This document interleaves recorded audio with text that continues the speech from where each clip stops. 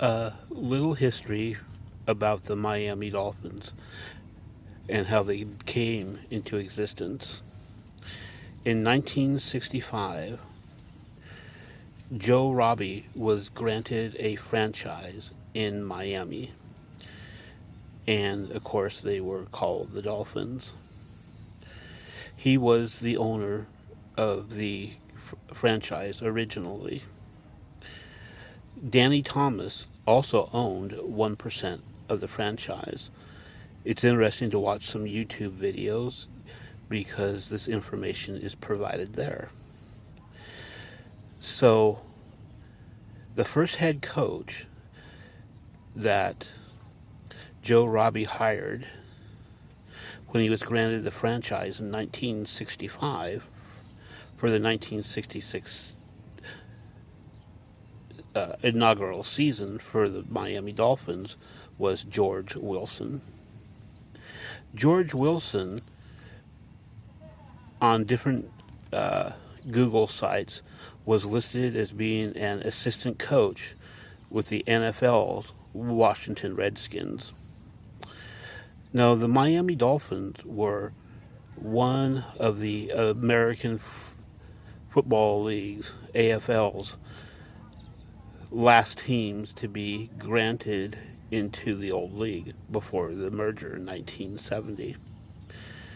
So, George Wilson coached the Miami Dolphins for 4 seasons, and even though they struggled as an expansion team, him and Joe Robbie put together the basic elements that helped to put together the championship teams of 1972 and 1973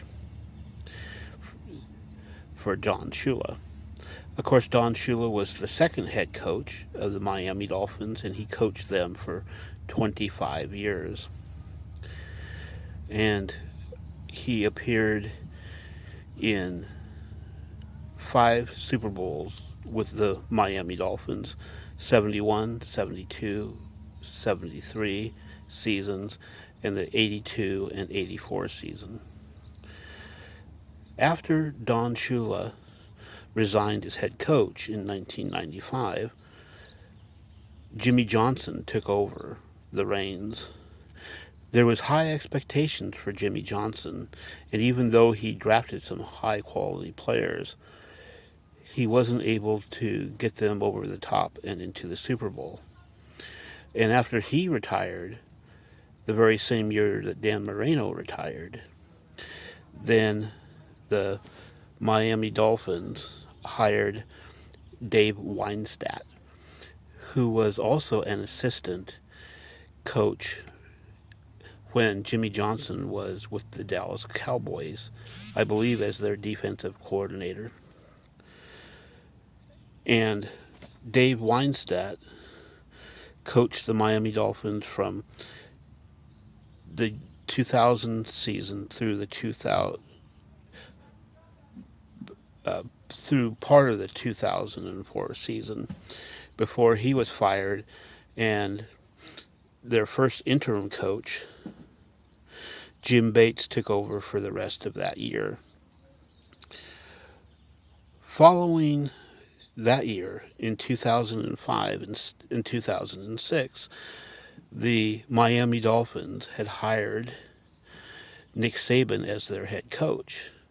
He had left LSU University, and I believe it was after winning a national title, if I remember correctly, to coach Miami for those 2 seasons.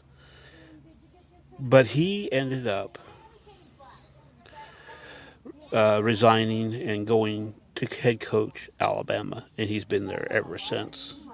So, then Cam Cameron coached Miami 1 season in 2007, which was their worst season ever in NFL history, record-wise, 1-15. So after Cam Cameron, then Miami hired Tony Sparano, who coached Miami from 2008 through part of 2011. And when he was fired, interim coach Todd Bowles filled in for the last 3 games of that 2011 season. Then Miami hired Joe Philbin, who coached Miami from 2012 to 2015, part of that season, before he was fired, and Dan Campbell took over as an interim coach until the following season, when, of course, Adam Gase was hired. And if I remember correctly, Adam Gase was an offensive coordinator at that time when he was hired of the Denver Broncos, if my memory serves me correctly. And then, of course, Adam Gase was released this year, and Brian Flores, who was the defensive coordinator for the New England Patriots this year, was hired as Miami's new coach. And, of course, he is now the present coach of the Miami Dolphins. What I like so far about what I hear about Brian Flores is the structure of the team. There seems to be an complete accountability to the players. I can get into more of this later. I find it to be very interesting.